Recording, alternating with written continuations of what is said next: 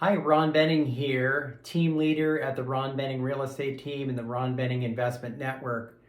I wanted to talk a little bit today about the market conditions and what's going on and give you a little bit of guidance as to how to be successful in our current market.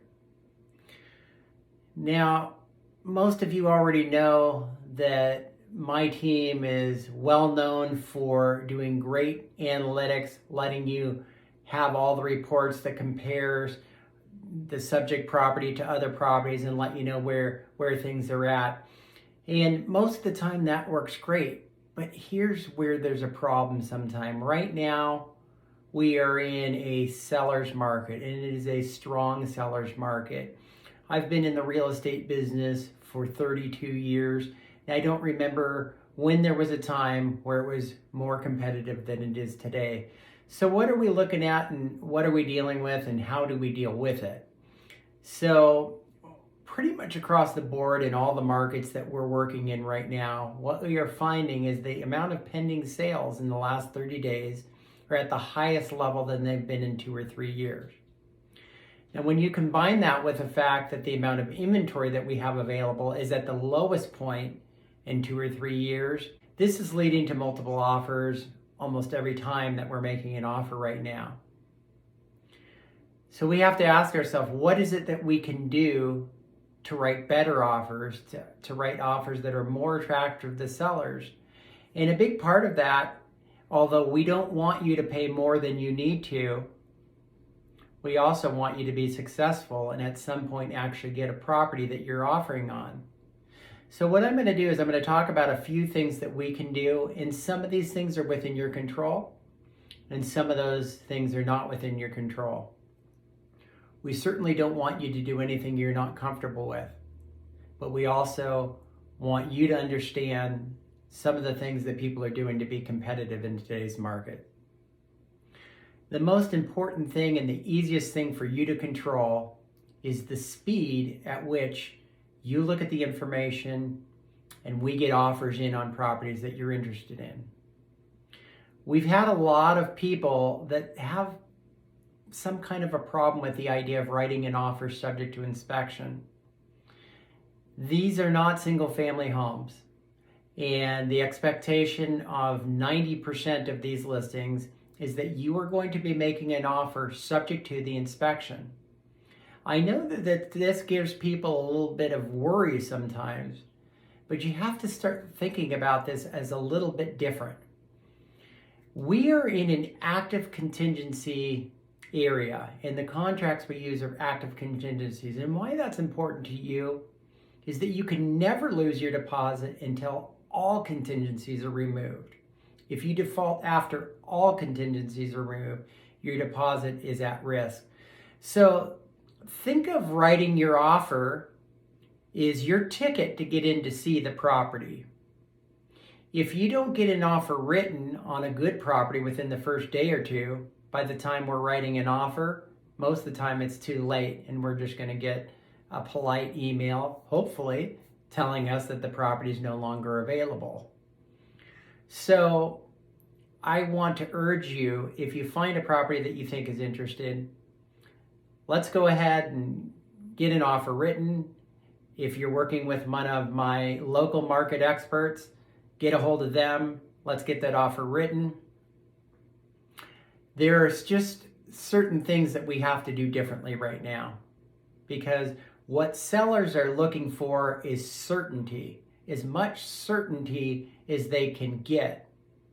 The more certainty that we can create in your offer, the better the chances that it will be accepted. And there are things that we can do, and there are things that we can't do. So the first thing is if you're looking at getting a loan, this is not the time to be shopping for a lender. You need to have your lender figured out. You need to get them all of your documentation. And we need to have a pre-approval letter that also talks about the fact that your credit and income has already been checked, and that we basically need an appraisal, and that they're going to be able to get that loan closed. That's going to put you ahead. That pre-qual letter must be within the last 30 days. Each of these little rules that I'm putting aside, It's not with every listing agent, but when you have sometimes 10, 15, 20, the last week I made an offer on a property, and I made a good offer on this property. There were 17 offers. And so sellers and agents are looking for a reason to just toss your offer aside. Don't give them a reason. Okay, so that first thing is that pre-approval letter. The second thing is proof of funds. If you're going to be doing a loan, you're probably going to be putting 25 or 30% down. You need to document that proof of funds. If I get an offer right now in a competitive market and I do not have a good solid proof of funds that's within the last 30 days, that's just going to kind of get set aside. So that's something that's really easy for you to be able to provide for us. It's something that we should be getting together up front. If you are buying in an LLC or a corporation, we need to have that LLC or corporation formation documents.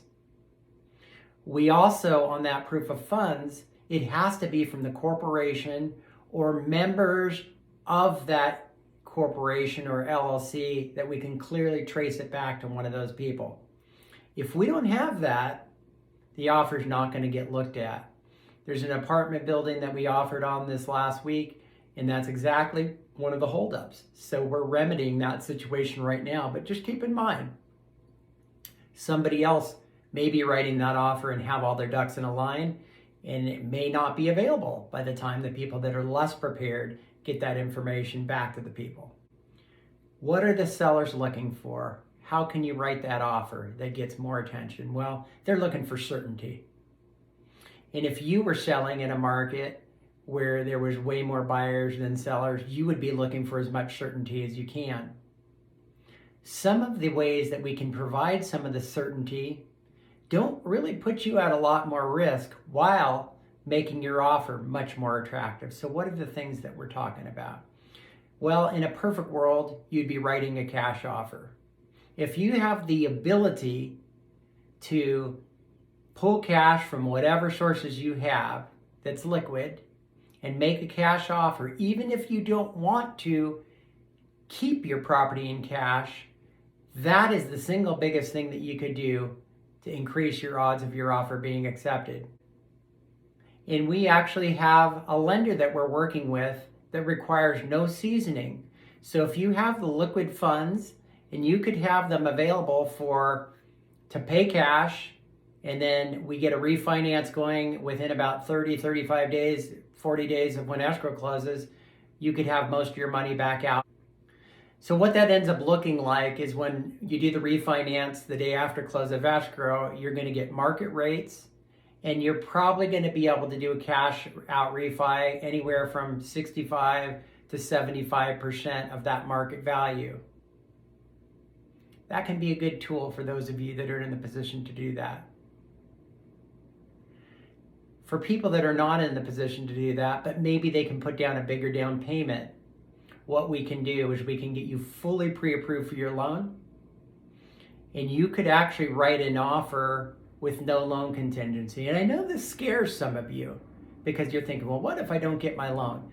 Remember, active contingency contract means until all contingencies are removed, you cannot lose your deposit, because until you remove the last contingency, if there's even one contingency open, you still have an out. So if you're totally pre-approved and you're putting down a big down payment, sometimes removing that loan contingency is a risk worth taking. I've only had one deposit in 32 years of any of my buyers be forfeited. If we're paying attention, the likelihood of that happening is fairly low. There is some possibility, if you remove all your contingencies and for whatever reason you didn't get a loan, that you could potentially lose a deposit in that scenario. But for most people, the risk is really quite low. No loan contingency can be something that moves your offer right to the top. And it may not, here's the cash offer, and maybe you're not cash, but maybe you can nudge that up to here. Or maybe you do that and you're $1,000 or $2,000 higher than that cash offer, and that's the deciding factor. Let's talk about another thing that makes a huge difference out there in the marketplace. Right now, there's a lot of people playing games. And I jokingly refer to those as the bigger pocket investors. That means they're going on user groups, Facebook groups, internet groups like Bigger Pockets, where they're teaching these people how to put properties in escrow and then play games afterwards. Okay, so what happens sometimes is people are making outrageously high offers so that they'll be the highest offer, and then knowing it's not going to appraise. When I get an offer like that, the first thing I'm going to be talking to the client about is doing an appraisal gap. And what that means is that if there's any difference between the sales price and that appraised price, that the buyer is willing to absorb that difference. Now, if you're somebody that's putting down 30 or 35%, and you're not more than 5 or 10% over the most recent comps, I would not be too worried about removing an appraisal contingency. We still have to do an appraisal, but what does that really mean?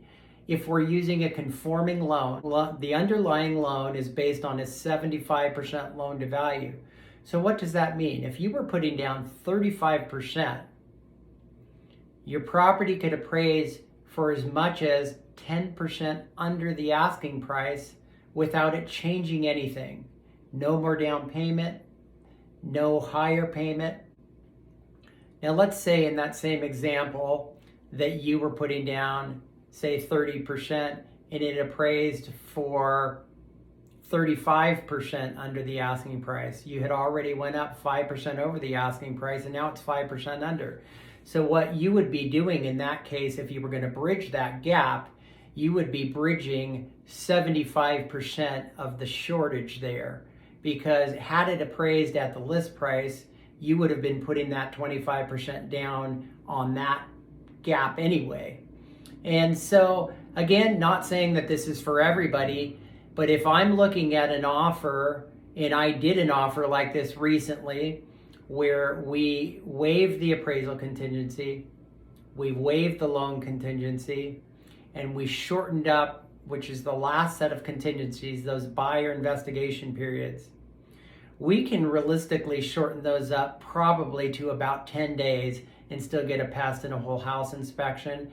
And how we're going to do that is we are going to go ahead and order those inspections prior to us going out and looking at it. And then, so let's say I get my offer accepted today. We might schedule an appointment for the first Saturday to go look at it and make sure we want to move forward. And then we would tentatively have our inspection set up 1 or 2 days later. If we don't like what we saw when we did our walkthrough, we can cancel those inspections. And in that way, we can keep things moving forward. The other thing about those contingencies being shorter on the reports and disclosures is that the seller is needing to get you all the disclosures, the rental agreements, the tenant estoppel certificate. So if they don't do that on a timely basis, your review period is going to be extended anyway.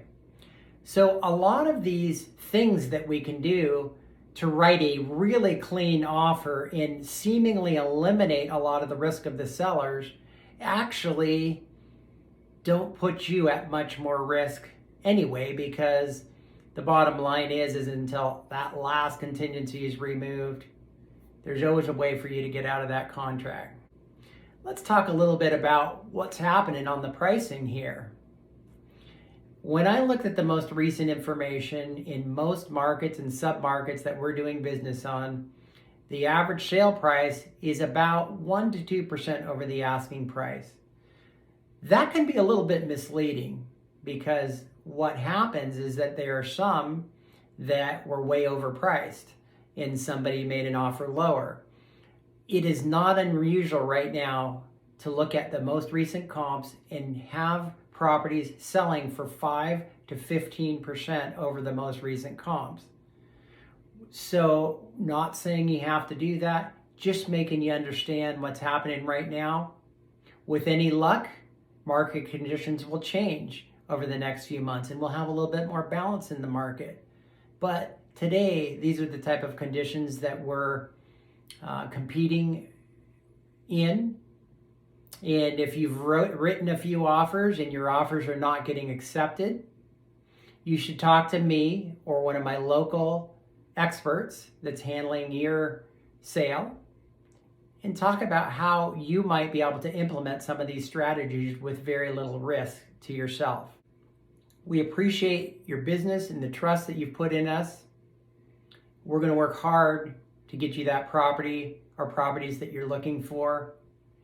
We'll make sure we keep you appraised as the market conditions change.